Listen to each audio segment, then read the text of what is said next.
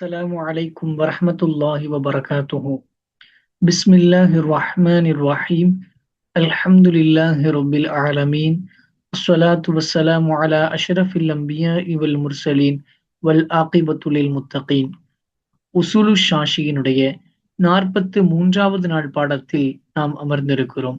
இந்த பாடத்தில் குர்ஆன் ஹதீசுகளினுடைய நஸ்ஸு வெளிப்படையாக வந்த அந்த வார்த்தைகளினுடைய சட்டங்கள் எப்படி இவைகளிலிருந்து எடுக்கப்பட்டது என்பதை பற்றி நாம் ஒவ்வொரு நாளும் கற்றுக்கொண்டு வருகிறோம்.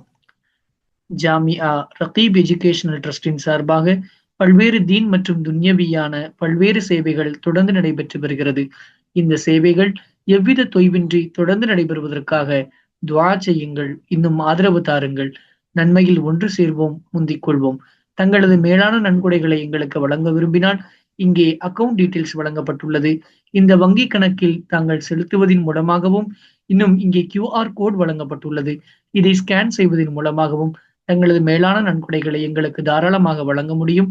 அல்லாஹ் ரப்புல் ஆலமீன் இருலகத்திலும் பயன் தரும் பிள்ளைகளாகவும் மக்களாகவும் நம் அனைவரையும் அல்லாஹ் ரப்புல் ஆலமீன் ஆக்கியருள் வாழிப்பானாக. ஆமீன் ஆமீன் யா ரப்புல் ஆலமீன். உசூலு ஷாஷியினுடைய 43வது நாள் பாடத்தில் நாம் இருக்கிறோம். இந்த பாடங்களில் நஸ்ஸினுடைய வகைகளை பற்றி நாம் ஒவ்வொரு பாடங்களிலும் படித்து வருகிறோம். ஆரம்பமாக நாம் நஸ்ஸினுடைய முதல் 2 வகைகளை படித்து முடித்திருக்கிறோம். இபாரத்து நஸ்ஸை குறித்தும் இஷாரத்து நஸ்ஸை குறித்தும் அதற்கான உதாரணங்களை குறித்தும் நாம் தெளிவாக முந்தைய பாடங்களில் நாம் படித்திருந்தோம். இந்த பாடத்தில் அடுத்த புதிய ஒரு மஸ்அலாவாக தலாலத்து நஸ்ஸு என்றால் என்ன என்பதை குறித்தும் அதற்கான உதாரணங்கள் அதனுடைய ஹுக்கும்களை குறித்தும் இன்ஷா அல்லாஹ் தெளிவாக நாம் படிக்க இருக்கிறோம். நஸ்ஸினுடைய வகைகளில் 3வது நஸ்ஸான தலாலத்து நஸ்ஸை பற்றி இன்ஷா அல்லாஹு இந்த பாடத்தில் நாம் கற்றுக்கொள்வோம்.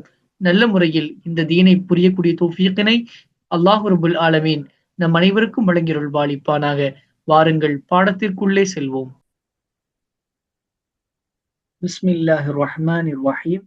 வ அம்மா தலாலத்துன் நஸ்ஸி, தலாலத்துன் நஸ்ஸை பொறுத்தவரையில் ஃபஹிய அதுவாகிறது மா ஒரு நஸ்ஸாகும், உலிம அறியப்பட்டிருக்கிறது, இல்லத்துன் லில் ஹுக்குமில் மன்சூசி அலைஹி நஸ்ஸாக வந்திருக்கக்கூடிய ஹுக்குமு அதனுடைய இல்லத்து அறியப்பட்டதாக இருக்கிறது.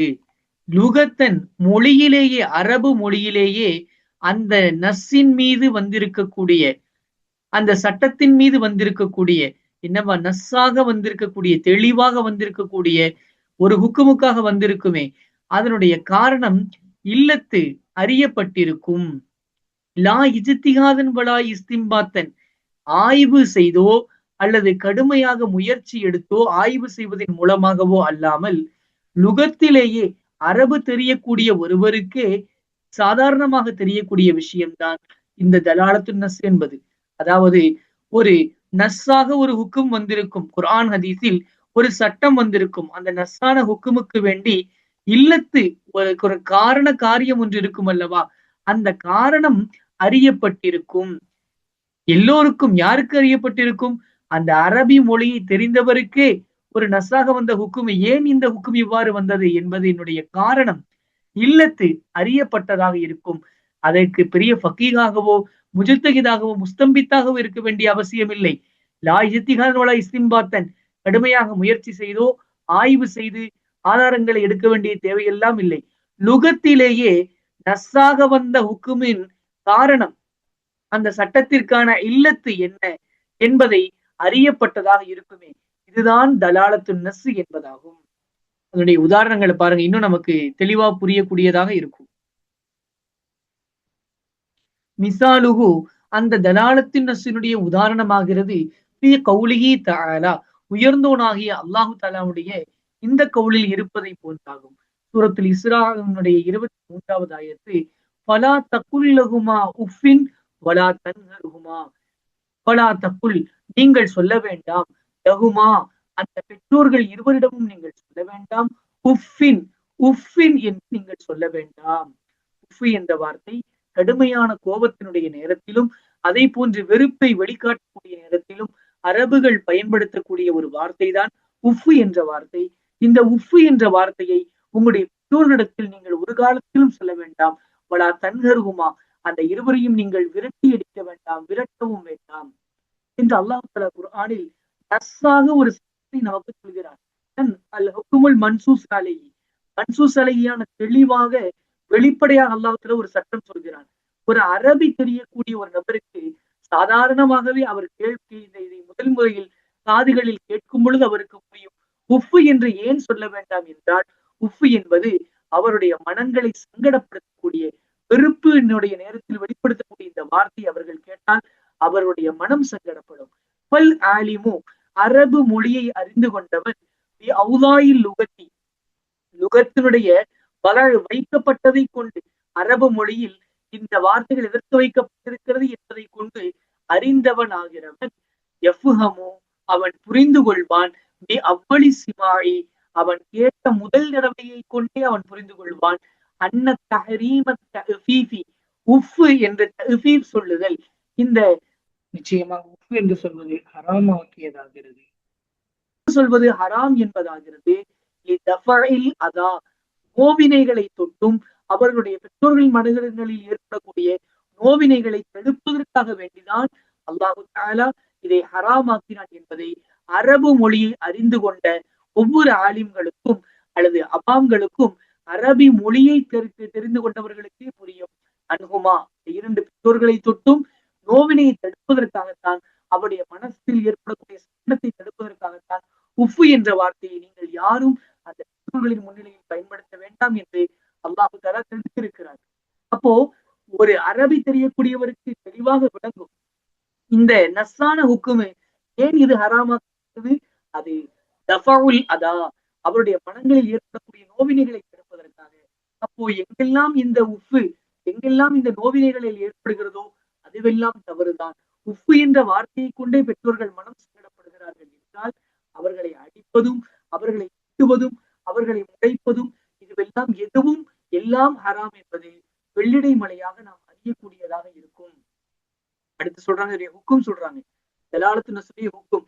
ஹுக்குமு ஹாதன் நௌஇ, இந்த வகையினுடைய ஹுக்குமாகிறது உமூமுல் ஹுக்குமில் மன்சூசி அலைஹி லி உமூமி இல்லத்திஹி, அந்த தலாலத்து நஸ்ரினுடைய இல்லத்து காரணம் பொதுவாக வந்ததின் காரணத்தினால் அந்த சட்டத்தின் மீது, எந்த ஹுக்மின் மீது சட்டம் இடப்பட்டிருக்கிறதோ அந்த சட்டமும் உமூமாக பொதுவானதாக இருக்கும். இந்த அதாவது இந்த இல்லத்து எங்கெல்லாம் பொதுவாக வருகிறதோ அங்கெல்லாம் அந்த சட்டமும் வரும். எப்படி ஒரு உஃப் என்று சொல்லும் பொழுது அவர்களுடைய மனதில் வேதனை ஏற்படுகிறதோ அதனால் ஹராம் என்று சட்டம் வருகிறதோ, அதே போன்று எந்த வார்த்தைகளை கொண்டெல்லாம் இந்த சங்கடங்கள் ஏற்படுகிறதோ அதன் இல்லத்து, இந்த மனசுக்கு சங்கடம் ஏற்படுறதுதான காரணம். அல்லாஹ் தஆலா உஃப் என்று சொல்ல வேண்டாம் என்பதனுடைய அடிப்படை காரணம். எனவே எங்கெல்லாம் இந்த இல்லத்து வருகிறதோ அங்கெல்லாம் அந்த ஹுக்குமும் வரும் என்பதுதான் தலாலத்து நஸ்ருடைய ஹுக்குமாகும். ஒலிகாதல் மாயனா, இந்த அர்த்தத்தினால்தான் உள்நான் நாம் சொல்கிறோம் தஹரீமில், பெற்றோர்களை அடிப்பது ஹராம் என்பதை கொண்டு நாம் சொல்கிறோம். வஷத்மி, அவர்களை திட்டுவது ஹராம் என்பதை நாம் சொல்கிறோம். அனில் அபி, தந்தையை தொட்டும் வேலை வாங்குவது சபபில் இஜாரத்தி, கூலி என்ற அடிப்படையில், கூலிக்காக தந்தையை வேலை வாங்குவது ஹராம் என்று நாம் சொல்கிறோம். வல் ஹபசி பி சபபி தேனி, கடன் காரணத்தினால் அவர்களை நாம் சிறைபிடித்து வைத்திருப்பது ஹராம் என்று சொல்கிறோம். அவில் கிசாசன், அல்லது ஒரு மகனை கொலை செய்ததற்காக கிசாசன் பழிவாங்குதலின் காரணமாக அந்த பெற்றோர்களை கொலை செய்வது என்பது ஹராம் என்று நாம் சொல்கிறோம். ஏனென்றால் இந்த எல்லா காரியங்களிலும் அந்த பெற்றோருக்கு அதா என்பது ஏற்படுகிறது. அல்லாஹு தஆலா சொன்னான், பெற்றோர்களிடம் நீங்கள் உஃப் என்று சொல்ல வேண்டாம். காரணம், அதற்கான இல்லத்து அவர்களுக்கு நோவினை ஏற்படுகிறது. அதாவது தலாலத்து நஸ்ரின் மூலமாக நமக்கு புரிவது, இந்த வாசகத்திலிருந்து இபாரத்து நஸ் நமக்கு என்ன புரியுது, பெற்றோர்களை நாம் உஃப் என்று சங்கடப்படுத்தக்கூடாது, உஃப் என்ற வார்த்தையை சொல்லக்கூடாது என்பது இபாரத்து நஸ். இபாரத்து நஸ் என்றால் அதற்காகவே கொண்டு வர தெளிவாக இருக்கும். எனவே உஃப் என்ற வார்த்தையை பயன்படுத்தக்கூடாது. ஏன் உஃப் என்ற வார்த்தையை பயன்படுத்தக்கூடாது? அவர்களுக்கு நோவினை ஏற்படுகிறது என்பது காரணமாக இருக்கும். எனவே நோவினை உண்டாகக்கூடிய எல்லா காரியங்களும் எதிலெல்லாம் இந்த இல்லத்து பெறப்படுகிறதோ அதெல்லாம் ஹராம். அவர்களை திட்டுவது, அவர்களை அடிப்பது, அவர்களை வேலை வாங்குவது, அவர்களை சிறையில் அடைப்பது, அவர்களை கொலை செய்வது என்பது எல்லா காரியங்களும் ஹராமாகும். காரணம் உள்ளகுமா உஃபின் என்ற இபாரத்து நஸில் இருந்து தலாலத்து நஸி இங்கே பெறப்படுகிறது. சும்ம தலாலத்து நஸி, பிறகு தலாலத்து நஸ்ஸாகிறது பி மன்சிலத்தின் நஸ்ஸி, அது நஸ்ஸினுடைய தரத்தில் ஆகும். அதாவது இபாரத்துன் நஸ்ஸினுடைய மகாம் என்னவோ அதே இடத்தில் தான் இந்த தலாலத்துன் நஸ்ஸும் இருக்கும். இபாரத்துன் நஸ்ஸு ஒரு விஷயத்திற்காக கொண்டு வரப்பட்டு தெளிவாக இருக்கும் அல்லவா, அது யகீனை ஃபாயிதா கொடுக்கும், உறுதியை கொடுக்கும், கதழியான தலீலாக மிக உறுதிமிக்க தலீலாக இருக்குமே, அதை போன்றுதான் தலாலத்துன் நஸ்ஸும் அது யகீனை ஃபாயிதா கொடுக்கும், பயன் கொடுக்கும், மிக உறுதிமிக்க தலீலாக இருக்கும் என்பதில் எந்தவித சந்தேகமும் இல்லை. அதனால்தான் சொல்கிறார்கள் சும்ம தலாலத்து நஸி மன்சிலத்தின் நஸி, இபாரத்து நஸினுடைய மக்காமில் தலாலத்து நஸி இருக்கும். ஹத்தா சஹ எந்த அளவிற்கு என்றால் ஹத்தா சஹ இஸ்பாத்துல் உகூபத்தி பி தலாலத்தின் நஸி, தலாலத்து நஸினுடைய ஆதாரத்தை கொண்டு உகூபத்துகள் குற்றவியல் தண்டனைகள் எல்லாம் தரிப்படுவது சகீகாகும் என்பது வரை. காரணம் இஷாரத்துன் நஸை போன்றவைகளை கொண்டு அது இபாரத்துன் நஸ் எப்படி யகீனை ஃபாயிதா கொடுக்கிறதோ அதை விட குறைவாகத்தான் இஷாரத்துன் நஸ் ஃபாயிதா கொடுக்கும். இபாரத்து நஸிற்கும் இஷாரத்தின் நஸிற்கும் மத்தியில் ஒரு வேறுபாடு வருகிறது என்றால் அங்கே இபாரத்துன் நஸ்னுடைய வார்த்தை தான் ராஜிகாக்கப்படும். அதே போன்று தலாலத்துன் நஸும் அப்படித்தான். அது அந்த அடிப்படை காரணம் என்னவென்று எல்லோருக்கும் மிக தெளிவாக விளங்குவதின் காரணத்தினால் அந்த அடிப்படை காரணத்தை வைத்து எல்லா உக்கூபத்துகளிலும் அதற்கான குற்றவியல் தண்டனைகளிலும் அதற்கான தண்டனை நிறைவேற்றப்படும். இந்த உசூலின் அடிப்படையில் தான் கால அஸ்ஹாபுனா, ஹனஃபிகளாகிய நம்முடைய இமாம்கள் கூறினார்கள், வஜபத்தில் கஃபாரத்து, கஃபாரா வாஜிபாகும், பில் விகாஇ ஜிமாஐ கொண்டு, பின் நஸ்ஸி ஜிமாஐ கொண்டு, ஜிமா நிகழ்வதின் மூலமாக உடலுறவு நிகழ்வதின் மூலமாக கஃபாரா வாஜிபாகும். எதை கொண்டு? பின் நஸ்ஸி, இபாரத்துன் நஸ்ஸை கொண்டே. நாம் மஷ்கூராக ஒரு அராபியினுடைய சம்பவத்தை அறிந்து வைத்திருப்போம். நாயகம் ஸல்லல்லாஹு அலைஹி வஸல்லம் அவர்களிடம் வந்து சொல்வார்கள் ஒரு அராபி, யா ரசூலல்லாஹ், நான் நோன்பு வைத்திருந்த நிலையில் என் மனைவியோடு உடலுறவு கொண்டு விட்டேன், நான் என்ன செய்வது என்று அவர் கேட்பார். அதற்கு நாயகம் ஸல்லல்லாஹு அலைஹி வஸல்லம் அன்னவர்கள், நீங்கள் ஒரு அடிமையை உரிமையிட வேண்டும் அல்லது 60 நாட்கள் நோன்பு வைக்க வேண்டும் என்றெல்லாம் வரிசைப்படியாக சொல்லி வருவார்கள். ஆனால் அவைகளை எதுவும் அவரால் நிறைவேற்றுவதற்கான சக்தியற்றவராக இருந்த பொழுது ஸல்லல்லாஹு அலைஹி வஸல்லம் அன்னவர்களை ஒரு கூடை பேரித்தம்பளத்தை எடுத்து அவர்கள் கையில் கொடுத்து, இதை மதீனாவில் இருக்கக்கூடிய ஏழைகளுக்கு கொடுத்து விடுங்கள் என்று சொல்வார்கள். ஆனால் அந்த சஹாபி அராபி சொல்லுவார், என்னை விட இந்த ஊரில் மிகவும் ஏழை யாரும் இல்லை என்று சொன்ன பொழுது நாயகம் ஸல்லல்லாஹு அலைஹி வஸல்லம் அன்னவர்களை சிரித்து விடுவார்கள் என்று அந்த சம்பவம், நீண்ட ஒரு சம்பவம் இருக்கிறது. இந்த சம்பவம் இபாரத்துன் நஸ், நோன்பு வைத்திருந்த நிலைமையில் விகா, ஒரு மனிதர் உடலுறவு கொண்டார் என்பதற்கு ஸல்லல்லாஹு அலைஹி அவர்கள் கஃபாரா கொடுக்க வேண்டும் என்று சொன்னார்கள். இது இபாரத்துன் நஸ்ஸை கொண்டே உறுதிப்படுத்தப்பட்ட காரியம். அதே நேரத்தில் வபில் அக்லி வஷ்ஷுருபி, சாப்பிடுவதை கொண்டும் உணவருந்துவதை கொண்டும் குடிபானங்களை குடிப்பதை கொண்டும் நோன்பை முறித்தால் அவனும் கஃபாரா கொடுக்க வேண்டும் என்பது பி தலாலத்தின் நஸ்ஸி, அந்த இபாரத்துன் நஸ் அறிவிக்கக்கூடிய தலாலத்துன் நஸ்ஸின் காரணமாக அமையும். காரணம் டைரக்டா இங்க வந்துருச்சு, ஒருத்தங்க உடலுறவு கொண்டால் அவர்கள் அவர்கள் அந்த நோன்பை முறித்ததின் காரணத்தினால் அவங்க என்ன பண்ணணும்? கஃபாரா கொடுக்கணும்னு.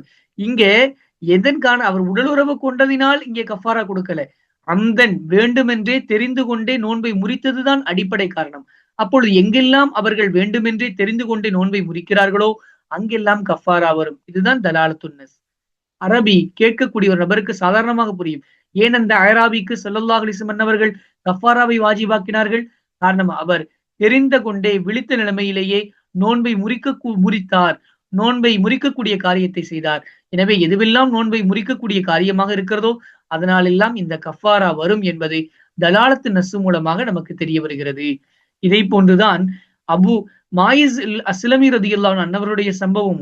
அவர்கள் ரஜ்மு செய்யப்படுவார்கள். காரணம், அவர்கள் ஜினா செய்தது என்பதனால் அவர்கள் ரஜ்மு செய்யப்படவில்லை.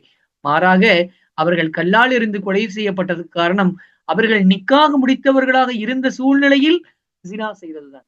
அப்பொழுது அதை கேட்கக்கூடிய பார்க்கக்கூடிய அரபு தெரிந்த ஒவ்வொருவருக்கும் புரியும், ஏன் மாய்சுல் அஸ்லம் ரலியல்லாஹு அவர்கள் கல்லறிந்து கொலை செய்யப்பட்டார்கள்.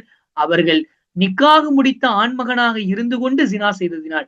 எனவே அந்த சட்டம் அவர்களுடைய விஷயத்தில் இபாரத்து நஸ்ஸாக இருந்தாலும், யாரெல்லாம் அவ்வாறு நிக்காக முடித்துவிட்டு விபச்சாரம் செய்கிறார்களோ, ஜினாவில் இறங்குகிறார்களோ, அவர்களுக்கெல்லாம் கல்லறிந்து கொலை செய்யப்படும் என்பது தலாலத்து நஸ்ஸின் மூலமாக தெளிவுபடக்கூடியதாக இருக்கும்.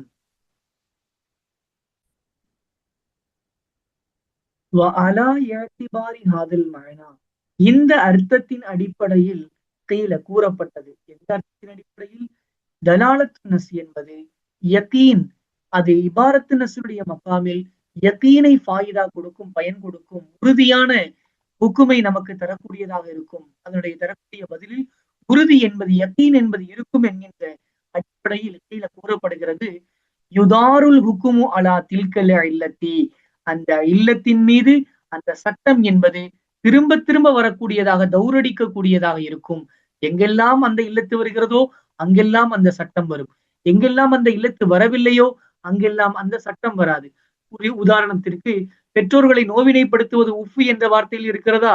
எந்த வார்த்தைகளிலெல்லாம், எந்த செயல்பாடுகளிலெல்லாம், எந்த எண்ணங்களிலெல்லாம் பெற்றோர்களை நோவினைப்படுத்துதல் இருக்குமோ அதில் எல்லாம் அது ஹராம் என்கின்ற ஹுக்கும் திரும்ப வரும். எதிலெல்லாம் பெற்றோர்களை நோவினைப்படுத்துதல் என்பது இல்லையோ அதிலெல்லாம் அந்த ஹுக்கும் வராது. அதை போன்றே நாம் மற்ற எல்லா உதாரணங்களையும் எடுத்துக்கொள்ள முடியும். அதனுடைய ஒரு உதாரணம் சொல்றாங்க பாருங்க. காலல் இமாமுல் காதி அபு ஸைத், காதி அபு ஸைத் ரஹ்மத்துல்லாஹி அவர்கள் கூறுகிறார்கள், லவ் அன்ன கௌமன், ஒருவேளை ஒரு கூட்டத்தினர்கள், நிச்சயமாக ஒரு கூட்டத்தினர்கள், யஊத்தூன் அவர்கள் எண்ணிக்கொண்டிருக்கிறார்கள், அத்தஃபீஃப உஃப் என்று சொல்வதை, கராமத்தன் அதை கண்ணியமாக எண்ணிக்கொண்டிருக்கிறார்கள் என்றால், லா யுஹரமு அலைஹிம் தஃபீஃபுல் அபவைனி, அவர்கள் மீது ஹராமாக்கப்படாது அவர்களுடைய பெற்றோர்களிடம் தஃபீஃப் செய்தல், உஃப் என்று சொல்லுதல். உதாரணமாக, சில ஊர்களில் சில வார்த்தைகள் கெட்ட வார்த்தைகளாக இருக்கும். அதே சில ஊர்களில் சென்று பார்க்கும் பொழுது அதை சாதாரணமாக புழங்கக்கூடிய வார்த்தையாக இருக்கும். நான் எல்லாம் அப்படி பல்வேறு வார்த்தைகளை கண்டு ஆச்சரியப்பட்டிருக்கிறேன். எங்களுடைய ஊர்களில் கெட்ட வார்த்தைகளாக பயன்படுத்தக்கூடிய வார்த்தைகள் சில ஊர்களில் பிஞ்சு குழந்தைகளை கொஞ்சம் வார்த்தைகளாக பயன்படுத்தப்படுகிறது. அதே போன்று ஒரு கௌமில் ஏதாவது ஒரு கூட்டத்தினர் உஃப் என்று சொல்வதை அவர்கள் கண்ணியமாக சந்தோஷமாக பயன்படுத்தி கொண்டிருக்கிறார்கள் என்றால் அவர்களுக்கு அது ஹராமாகாது. காரணம், ஹராமாகுவதனுடைய அந்த இல்லத்து என்ன? அதா, சங்கடத்தை உண்டு பண்ணுதல், நோவினையை உண்டு பண்ணுதல், மன கஷ்டத்தை உண்டு பண்ணுதல். எனவே இதிலெல்லாம் மன கஷ்டம் உண்டாகவில்லையோ அங்கே எல்லாம் இந்த சட்டம் தௌராகாது. எங்கெல்லாம் மன கஷ்டம் உண்டாகிறதோ அங்கெல்லாம் இந்த சட்டம் திரும்ப வரும், ஹராம் என்பது திரும்ப வரும். எனவே ஒரு கூட்டத்தினர் இந்த தஃபீஃபுல் அபவைன், பெற்றோர்களை உஃப் என்று சொல்வதை அவர்கள் கண்ணியமாக கருதுகிறார்கள் என்றால், தங்கையாக கருதுகிறார்கள் என்றால், அவருடைய மனதில், அந்த பெற்றோர்களின் மனதில் எந்தவித சங்கடங்களும் சஞ்சலங்களும் இல்லை என்றால் அவர்களுக்கு இந்த சட்டம் ஹராமாக்கப்படாது. அப்படி இன்னொரு உதாரணம் குர்ஆனில் இருந்து சொல்கிறார்கள். கதாலிக்க, அதை போன்றே ஆகும். கதாலிக்க குல்னா, அதை போன்றே நாம் சொல்கிறோம். ஃபி கௌலிஹி தஆலா, அல்லாஹு தஆலாவுடைய இந்த கௌலில் நாம் சொல்கிறோம், யா அய்யுஹல்லதீன ஆமனு இதா நூதிய லிஸ்ஸலாத்தி மின் யௌமில் ஜும்ஆ ஃபஸ்அவு இலா திக்ரில்லாஹி. அந்த ஆயத்துகளை சூரத்துல் ஜும்ஆவுடைய 9வது ஆயத்தை நாம் கேள்விப்பட்டிருப்போம்.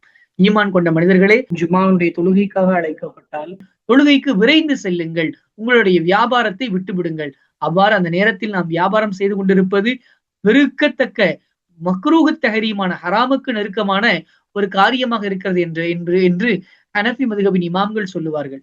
இப்போ ஏன் தொழுகைக்கு விரைந்து போகணும் அப்படின்னு ஏன் வியாபாரத்தை விடணும்னு சொன்னா, நாம் தொழுகைக்கு போகக்கூடிய அந்த நேரத்தில் வியாபாரம் செய்து கொண்டிருந்தால் நம்மால் தொழுகைக்கு சரியாக போக முடியாது, உரிய நேரத்தில் சென்று சேர முடியாது. அப்ப சயும் இலல் ஜும்மாவின் பக்கம் விரைந்து செல்வதை இது தடுக்கக்கூடியதாகவும் இடையூறு அளிக்கக்கூடியதாகவும் இருப்பதினால் அல்லாஹு தஆலா அந்த வியாபாரத்தை செய்ய வேண்டாம் என்று நமக்கு தடை விதித்தான். வலவு ஃபரல்னா, அதே நேரத்தில் நாம் கற்பனை செய்தால், ஒரு வியாபாரத்தை கற்பனை செய்கிறோம். எப்படிப்பட்ட வியாபாரம்? லா யம்னவு அல் ஆக்கிதைனி அனி ஸயி இலல் ஜும்ஆ, ஜும்மாவின் பக்கம் அவர்கள் விரைந்து செல்வதை தொட்டும் அந்த வியாபாரத்தில் இரண்டு ஒப்பந்ததாரர்களை அது தடுக்காதே, வேகமா போறதுல இருந்து எந்த பிரச்சனையும் பண்ணாதே. அப்படிப்பட்ட ஒரு பையை நாம் கற்பனை செய்கிறோம் என்றால் எப்படி? பி அன்கானா அந்த இரண்டு பேரும் ஆகியிருப்பதை கொண்டு பி சஃபீனத்தின் ஒரு கப்பலில் ஆகியிருக்கிறார்கள். எத்தகைய கப்பல்? தஜ்ரி இலல் ஜாமியை பள்ளிவாசலின் பக்கம் அது வரக்கூடியதாக இருக்குமே அத்தகைய கப்பலில் இரண்டு பேரும் பயணம் செய்து வருகிறார்கள் என்றால், இப்ப அவங்க நேரம் இங்கதான் வந்துட்டு இருக்கிறாங்க. 12:30க்கு பாங்குன்னு வச்சுக்கோ. அவங்க 12 மணிக்கு கிளம்பி அந்த கப்பல் வழியா வந்துட்டு இருக்கிறாங்க. இப்போ 12:40க்கு தான் இப்ப அல்லது 12:50க்கு தான் அவங்க கரை ஒதுங்குவாங்க என்றால் 12:30க்கு வாங்க சொன்ன பிறகு இவர்கள் வியாபாரம் செய்வது ஜாயிஸா இல்லையா என்றால் இவருடைய வியாபாரம் ஜாயிஸ். காரணம், மற்றவர்களுடைய வியாபாரம் தடுக்கப்பட்டதனுடைய காரணமே அவர்கள் போய் கிளம்பி பள்ளிக்கு வர்றதுக்குள்ள டைம் ஆயிரும். சாயிரும் இல்லல் ஜும்லாவில் சாயிரும் இல்லல் ஜும்ஆவில் ஹிலல் ஏற்படும், இடையூறுகள் ஏற்படும். ஆனால் இவங்க ஏற்கனவே வந்துட்டு தான் இருக்கிறதுனால இவங்கள் இந்த 12:30க்கு பிறகு ஒரு வியாபாரத்தை பேசி முடிக்கிறார்கள் என்றால் இவருடைய வியாபாரம் மக்ரூஹு தஹரீமாக ஆகாது. லா யுக்ரஹு அல் பைஉ அவருடைய பைஉ மக்ரூஹாக ஆக்கப்படாது. பொதுவாக ஹனஃபி மதுஹபில் பொதுவாக மக்ரூஹ் என்று முத்தலக்காக சொல்லப்பட்டால் அது மக்ரூஹு தஹரீமைத்தான் குறிக்கும். சாதாரண மக்ரூஹான மக்ரூஹு தன்சீகை குறிக்காது. இந்த இடத்திலும் வாங்கு சொல்லப்பட்ட பிறகு ஒருவர் ஜுமாவிற்கு வராமல் வியாபாரம் செய்து கொண்டிருந்தால் அது மக்ரூஹு தஹரீமாகும். ஆனால் அதே நேரத்தில் அவர்கள் அந்த தொழுகைக்கு வருவதில் எந்தவித இடையூறும் இல்லாமல் ஒரு பயணத்தில் இருக்கிறார்கள். உதாரணத்திற்கு ஒரு கப்பலில் வந்து கொண்டிருக்கிறார்கள் என்றால் இவர்கள் அந்த பாங்கு சொன்னப்பட்ட நேரத்திற்கு பிறகு வியாபாரம் செய்து கொண்டே வருவது அது மக்ரூஹ் தஹரீமாக ஆகாது என்பதை இமாம் பெருமக்கள் நமக்கு விளக்கி தருகிறார்கள். இந்த உசூலின் அடிப்படையில் நாம் சொல்லுவோம், அதாவது எங்கெல்லாம் அந்த இல்லத்து பெறப்படுகிறதோ அங்கெல்லாம் ஹுக்குமு பெறப்படும், எங்கெல்லாம் இல்லத்து பெறப்படவில்லையோ அங்கெல்லாம் ஹுக்குமு பெறப்படாது என்பதின் அடிப்படையில் நாம் சொல்லுவோம். இதா ஹலஃப ஒருவன் சத்தியம் செய்தால், என்னன் சத்தியம் செய்கிறான்? லா யலிரிவு இம்ரஅத்தஹு அவனுடைய மனைவியை அவன் அடிக்க மாட்டான் என்று ஒருவன் சத்தியம் செய்கிறான் என்றால், அவளுடைய தலைமுடியை பிடித்து இழுத்தான், அல்லது அல்லஹா அவளை கடித்து வைத்தான், ஹனக்கஹா அல்லது அவளுடைய கழுத்தை நெறித்தான் என்றால் யஹனசு அவன் ஹானிசானவனாக ஆகுவான், சத்தியத்தை முறித்தவனாக ஆகுவான். எப்பொழுது? இதா காணபி வஜிகில் ஈலாம் வழியை ஏற்படுத்தக்கூடிய முறையில் அது ஆகியிருந்தால். காரணம், ஒருவன் தன்னுடைய மனைவியை அடிக்க மாட்டேன் என்று சொல்வதனுடைய அடிப்படை காரணம் என்ன? அவளுக்கு எந்தவித வழியையும் வேதனையும் கொடுக்க மாட்டேன் என்று வாக்குறுதி கொடுத்து விட்டு அவளுடைய முடியை பிடித்து இழுப்பதோ, கடித்து வைப்பதோ, கழுத்தை நெரிப்பதோ, இது போன்ற அந்த இல்லத்து வேதனையை ஏற்படுத்தக்கூடிய ஈலாம் எதான் இங்கே இல்லத்து. இந்த இல்லத்து மீண்டும் இங்கே கழுத்தை நெருப்பதின் மூலமாகவும் கடித்து வைப்பதன் மூலமாகவும் அதை போன்று முடியை பிடித்து இழுப்பதன் மூலமாகவும் ஈலாம் உண்டானால் அவன் அப்பொழுது சட்டம் அந்த ஹுக்குமு திரும்பி வரும், அவன் ஹானிஸ் ஆகுவான், சத்தியத்தை முறித்தவனாக ஆகுவான்.